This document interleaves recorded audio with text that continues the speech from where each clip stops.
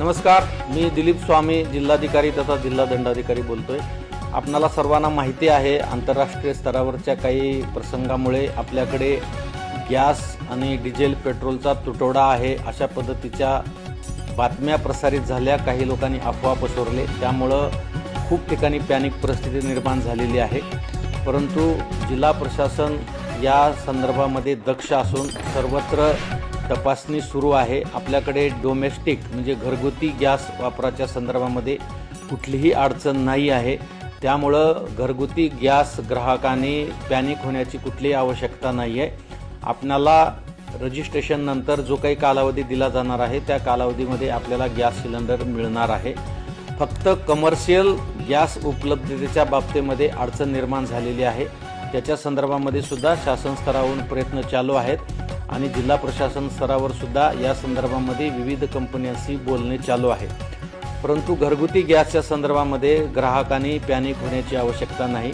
तथापि सध्याची टंचाईची परिस्थिती लक्षात घेता गॅस वापराच्या संदर्भामध्ये सुद्धा आपणा सर्वांना काळजी घेणे गरजेचे आहे। जास्तीचे पदार्थ तयार करणे किंवा गॅस वाया घालवणे किंवा बऱ्याच ठिकाणी गॅस चालू असतो आणि त्यावर काही शिजवलं जात नाही, अशा पद्धतीने मोठ्या प्रमाणामध्ये गॅस बऱ्याच ठिकाणी वाया जातो। तर या सर्व बाबी आपण लक्षात घेऊन माझी सर्वांना विनंती असणार आहे की आपण पाणी टंचाईच्या काळामध्ये ज्या पद्धतीने पाणी जपून वापरतो त्याच पद्धतीने आता गॅस सुद्धा आपल्याला जपून वापरावा लागणार आहे।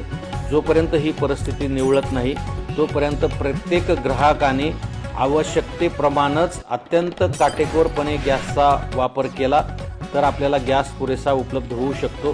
त्यामुळे आपण गॅस वाया जाणार नाही याची पण काळजी घ्या।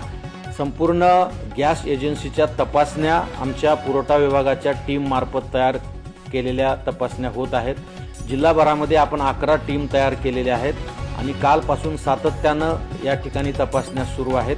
कुणी जर काही सावळा गोंधळ करत असेल, काळा बाजार करत असेल आणि त्याच्या पद्धतीनं काही साठे वगैरे करून ठेवत असतील तर तुम्ही जिल्हा प्रशासनाशी संपर्क करा, जिल्हा पुरवठा अधिकाऱ्याशी संपर्क करा। त्याच्यावर आम्ही तातडीनं EC ॲक्ट खाली कारवाई करू। परंतु या परिस्थितीमध्ये सर्वांनी थोडं संयम बाळगणे आणि प्रशासनाला सहकार्य करणे आवश्यक आहे। ते आपण कराल असा मी विश्वास बाळगतो। धन्यवाद।